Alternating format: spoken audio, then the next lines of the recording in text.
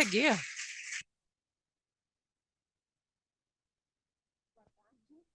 É um prazer enorme para mim estar aqui e uma responsabilidade de falar do futuro. É uma coisa complicada, mas a gente vai trazer alguns pontos para discussão. Então, só para iniciar nossa conversa, a gente fala dos números, eles parecem um pouco impessoais, mas eu acho que eles são cada vez mais importantes, né, que a gente preste atenção, que a gente teve em 2022 1,3 milhões de novas infecções no mundo, num cenário onde temos tratamento altamente efetivo e prevenção altamente efetiva, cada vez mais disponível no planeta. Trazendo aqui, novamente, a nossa região, somente para dizer que o ponto mais importante que a gente vê aqui é que a gente teve um aumento, enquanto outras regiões do mundo, como o continente africano, vem importantes diminuições do número de novas infecções, na nossa região nós tivemos um aumento de 8% dessas infecções, e isso se dá majoritariamente entre as populações mais vulneráveis de homens que fazem sexo com homens, e travestis e mulheres trans. Então, como vocês viram na sessão anterior, a gente tem, de fato, hoje, uma estratégia de prevenção altamente efetiva, que é a PrEP, com tenofovir e enticitabina, que pode ser de uso diário, que pode ser de uso sob demanda, mas a gente enfrenta, na nossa região, como em outros locais do mundo, mas na nossa região isso é um fator muito importante, a gente precisa, de fato, expandir essa estratégia, que é altamente efetiva, e que a gente vê que, para determinados segmentos da população, como os indivíduos mais jovens, travestis e mulheres trans, as populações mais vulneráveis na nossa epidemia, tanto o início da PrEP quanto a manutenção em PrEP são mais complexas. Então, a gente se pergunta se outras alternativas de PrEP podem ser úteis para essas populações com mais dificuldade, tanto de iniciar a PrEP quanto de se manter em uso de PrEP enquanto sob maior vulnerabilidade. Então, outras estratégias, outras tecnologias estão sendo avaliadas, estudadas, algumas já aprovada para uso, e a gente vai discutir um pouco, então, essas novas opções que potencialmente podem ser mais favoráveis para as pessoas sob maior vulnerabilidade. A gente sabe que medicamentos de ação prolongada, né, como são os que a gente vai discutir mais à frente, já são usados em outras especialidades com muito sucesso, como os anticoncepcionais, os antipsicóticos, medicamentos para osteoporose.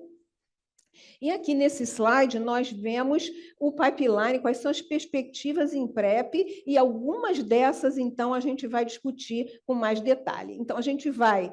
falar especificamente do cabotegravir injetável, a gente vai falar um pouco sobre o lenacapavir e a gente vai falar um pouco também sobre anticorpos monoclonais anticorpos neutralizantes. Nesse slide, então, a gente vê os resultados dos estudos HPTN 083 e 084, que a gente vai discutir em mais detalhe, que foram os estudos que levaram ao registro do cabotegravir injetável para profilaxia pré-exposição. 2 estudos, como eu disse, foram feitos. A gente vai falar primeiro do HPTN 083, que avaliou o uso do cabotegravir injetável na população de homens que fazem sexo com homens e travestis e mulheres trans. Esse estudo incluiu em 43 centros ao redor do mundo. A nossa região colaborou ativamente com centros na Argentina, no Peru e no Brasil. Temos aqui alguns investigadores que participaram desse estudo, e, no total, nós incluímos mais de 4.500 participantes, sendo que, nesse estudo, nós tínhamos métricas específicas para que a gente pudesse, de fato, integrar os indivíduos com maior vulnerabilidade para que eles pudessem participar desse estudo e tornar os resultados desse estudo mais importantes, trazendo de fato, insights importantes com relação a essa droga. Então, nós tínhamos métricas específicas de incluir pelo menos 50% de indivíduos com menos de 30 anos, pelo menos 10% de travestis e mulheres trans, e nos Estados Unidos, pelo menos 50% dos incluídos deveriam ser negros. Esquematicamente, esse é o desenho do estudo. Nesse estudo, todos os participantes receberam ou forma ativa de cabotegravir e a forma placebo do comprimido de tenofovir e entricitabina, ou vice-versa, quem recebeu tenofovir e entricitabina ativo recebeu a forma placebo da injeção de cabotegravir.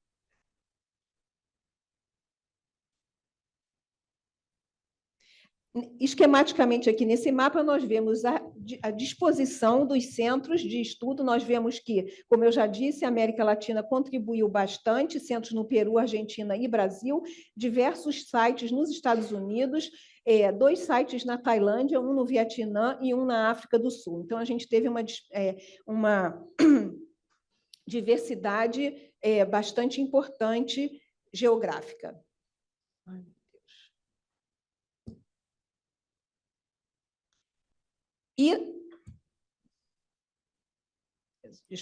E aqui nesses gráficos a gente vê que o resultado do HPTN 083, que foi desenhado como um estudo de não inferioridade, foi capaz de demonstrar superioridade do cabotegravir de longa ação quando comparado ao tenofovir e entricitabina, com uma proteção 66% maior, favorecendo o cabotegravir quando comparado ao tenofovir e entricitabina. Então, esses são os resultados do 083. A gente parte, então, para falar um pouquinho sobre o 084, que foi um estudo exatamente com o mesmo desenho, mas cuja população incluída era de mulheres cis jovens no continente africano. E o que nós vimos então com relação à eficácia nessa população é que ela foi ainda maior, os resultados foram ainda mais significativos em favor do cabotegravir de longa ação com relação à tenofovir e entricitabina na população de mulheres cis jovens no continente africano, com uma proteção de 89% superior ao tenofovir e entricitabina. A gente vê aqui nesse slide, olhando primeiro em relação ao 083, que essa proteção ela foi homogênea nos diferentes grupos, ou seja, mais jovens, menores de 30 anos, maiores de 30 anos, na população de travestis e mulheres trans,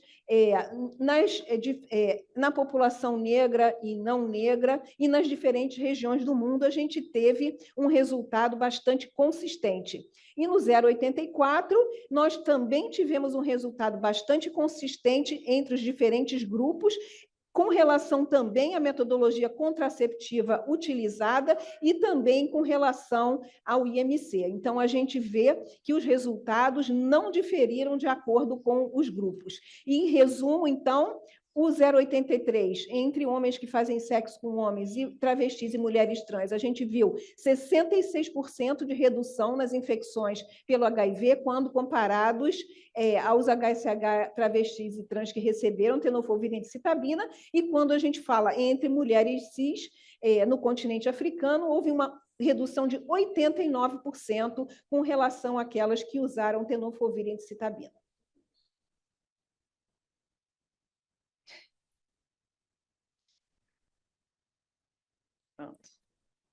Agora a gente vai, então, falar rapidamente sobre a segurança desse produto. A gente pode ver nesses gráficos, acima o gráfico do HPTN 083 e embaixo a gente vê os dados do HPTN 084, o evento adverso mais comum foram as reações no local da injeção, e a gente vê claramente que a maior parte dessas reações foram leves a moderadas. No 083, elas foram muito frequentes, entretanto, sempre leves a moderadas, tá? E, como vocês podem ver no gráfico, elas foram diminuindo ao longo do estudo. E, apesar de terem sido tão frequentes, somente 2,2% 10% dos indivíduos que apresentaram alguma reação no local da injeção descontinuaram essa estratégia de prevenção, descontinuaram as injeções. Quando nós vemos as mulheres no 084, elas tiveram muito menos eventos adversos relacionados à aplicação da injeção e não houve nenhum caso de descontinuação relativo ao uso do injetável. Em geral, o cabotegravir de longa-ação se mostrou bastante seguro, com boa tolerabilidade, e, então, essa droga... Esse foi o perfil de segurança. Rapidamente, a gente fala aqui também que um aspecto muito importante é a questão de, por ser uma droga de longa-ação, o cabotegravir suprime a replicação viral e atrasa a produção de anticorpos, no caso de haver alguma soroconversão, e que testes rápidos normalmente não conseguem detectar a infecção quando ela acontece, e esses testes adicionais podem ser necessários e, eventualmente, um RNA do HIV pode ser uma forma, né, de se detectar, mas, ainda assim, os níveis de carga viral permanecem baixos ou indetectáveis por longos períodos. Isso pode levar à detecção atrasada da infecção pelo HIV, o atraso no início da terapia antirretroviral e, eventualmente, surgimento de resistência à integrase, que vem a ser o elemento, né, o dolutegravir, sendo a droga de primeira linha no nosso meio, nos guidelines da Organização Mundial de Saúde. Rapidamente aqui a gente vê, então, que esses quadros de soroconversão, pouquíssimos, que houveram nos estudos, eu repito, foram pouquíssimos casos, eles não apresentaram uma sintomatologia clássica que a gente vê nos casos de soroconversão ao HIV, então é um dado também importante que essas soroconversões são majoritariamente silenciosas. A gente vê, então, que esses resultados mostram que uma testagem de point of care de carga viral é altamente necessária no âmbito da implementação de PrEP de longa-ação, e a gente espera que haja um desenvolvimento tecnológico que possa acompanhar essa necessidade que existe atualmente. De forma importante, a gente traz aqui os resultados de uma modelagem matemática muito elegante que foi feita pelo Andrew Phillips, no cenário da África subsaariana, que mostrou que a implementação de cabotegravir de longa-ação naquela região leva, sim, a um aumento do nível de resistência à integrase, mas, ao fim, levando-se em conta todos os parâmetros, a gente tem um número menor de infecções incidentes pelo HIV e um número menor de mortes por HIV na região, caso essa estratégia venha a ser implementada. Então, esses dados dos estudos levaram à aprovação do cabotegravir para PrEP no FDA e, na sequência, em outros países, e a WHO emitiu, logo em 2022, a sua primeira recomendação em relação ao cabotegravir injetável para prevenção. Esses são os países em azul onde a gente já tem registro e outros países também representados em que a VIV está planejando a submissão para o registro dessa droga. A gente tem aqui, de forma muito importante, o acordo com o Medicine Patent Pool. Isso vai ser apresentado posteriormente pelo Medicine Patent Pool aqui nessa reunião, mas a gente sabe que houve, então, uma licença que foi feita para a produção do cabotegravir injetável genérico, 3 fábricas já foram selecionadas para isso, e a gente vê aqui nesse mapa os territórios que vão se beneficiar dessa licença, em azul, e os territórios que não estão incluídos nessa licença, mas que não reconheceram a patente do cabotegravir de longa-ação e vão, então, poder fazer uso dessa licença para obter, potencialmente, o cabotegravir. E nós vemos, infelizmente, aqui o Brasil em cinza, que é um país onde duas patentes do cabotegravir de longa-ação foram reconhecidas, e a gente, infelizmente, então, como outros países, esses ricos, não vão poder se beneficiar dessa licença e vão ter que se submeter à negociação de preços com o produtor. Então, a gente sabe também que existe um grande gap, né, entre a evidência científica e a real implementação. Podia me ajudar um pouquinho. A gente fez aqui, na região, no Brasil, Peru e México, como parte do estudo em PrEP, uma survey, um inquérito online, onde a gente atingiu mais de 20 mil pessoas nessa avaliação. E, em 2018, a gente, antes da aprovação do cabotegravir injetável, antes dos resultados dos estudos, havia um interesse em 42% desses indivíduos que responderam a essa enquete, 42% tinham interesse em usar a PrEP injetável. Em 2021, após a liberação dos resultados, nós repetimos a enquete e vimos que o injetável teria um interesse de 75% dos indivíduos que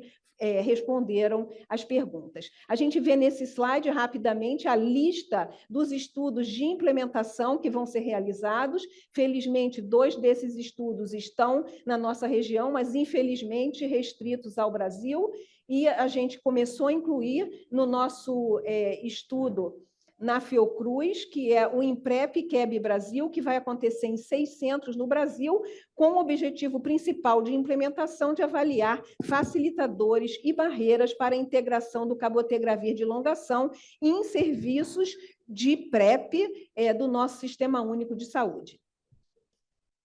Aqui a gente tem esquematicamente representados no nosso mapa os serviços, são 6 serviços do PrEP, de PrEP SUS, nas diferentes regiões. A gente tem um centro em Manaus, em Salvador, em Campinas, na cidade de São Paulo, no Rio de Janeiro, em Florianópolis. Temos investigadores nessa sala de todos os centros e... rapidamente, eu vou falar 2 minutinhos sobre o lenacapavir, que é um outro produto de longação, um primeiro inibidor de capsídeo do HIV, que está sendo desenvolvido tanto para tratamento quanto para prevenção. Nós vamos falar especificamente dos 2 estudos de prevenção que estão sendo feitos, o estudo para a população igualzinho 83 de homens que fazem sexo com homens travestis, mulheres trans, que é o Purpose 2, cuja inclusão está sendo finalizada, e o estudo Purpose 1, que é o estudo entre mulheres que está sendo conduzido na África do Sul e Uganda. Então, a gente gostaria também de falar um pouquinho sobre anticorpos amplamente neutralizantes, que também são de uso potencial no futuro para profilaxia pré-exposição. A gente espera que haja uma evolução, está evoluindo muito rapidamente o conhecimento nessa área. Existem mais de 15 BINABs em estudo. A gente vê que as vantagens dos BINABs é que eles têm menor toxicidade, maior meia-vida e um potencial para uma resposta imune mais ampla. A gente vê que a gente sabe que há mais de 100 anos o uso de anticorpos é realizado para a prevenção de uma série de infecções virais, como vocês podem ver nesse slide, e é importante, então, que a gente entenda que a prevenção da infecção pelo HIV pode ser um próximo uso de anticorpos para a prevenção. Aqui nós temos esquematicamente os anticorpos monoclonais que estão em desenvolvimento, estão sendo estudados, e a gente sabe que, como resultado do estudo AMP, que foi um estudo enorme realizado, 2 estudos na realidade, o HVTN 704 e o 703, nas diferentes populações, exatamente como foi feito no 083 e 084, homens cis que fazem sexo com homens, travestis e mulheres trans nas Américas, e população de mulheres cis jovens na África. E a gente viu que, nesse estudo, foram estudadas 2 doses do VRC01, que é um anticorpo monoclonal, e que ele foi estudado na dose baixa, na dose alta, e a gente viu que houve uma proteção, uma eficácia de prevenção de 75%, entretanto, somente entre aqueles indivíduos que tinham um vírus altamente sensíveis à neutralização por esse produto. Então, novamente, a gente vê que a questão da resistência, ela é extremamente importante com relação ao uso dos anticorpos monoclonais para a prevenção do HIV. Então, hoje, a estratégia que está sendo utilizada é que se faça novos estudos com uma combinação de anticorpos, tendo em vista essas características de que o anticorpo só vai atuar, obviamente, no vírus sensível, e quando a gente tem a combinação de anticorpos, da mesma forma que quando a gente tem a combinação de antirretrovirais, essa proteção tem maior chance. No sentido de tudo isso que a gente falou, o nosso trabalho é para que a gente possa aumentar as escolhas. A gente, na verdade, agora, na implementação do cabotegravir de longação, que nós vamos entender um pouco como é que essas escolhas se dão, e a gente, de fato, os estudos randomizados, feitos com todo o cuidado no ambiente controlado, eles trazem resultados que não necessariamente vão representar a implementação dessa droga na vida real, mas é extremamente importante a gente entender quais serão as preferências das pessoas em relação às modalidades de PrEP, caso a gente venha a ter elas disponíveis nos sistemas de saúde, nos diferentes sistemas de saúde. Então, como com os contraceptivos, a disponibilidade de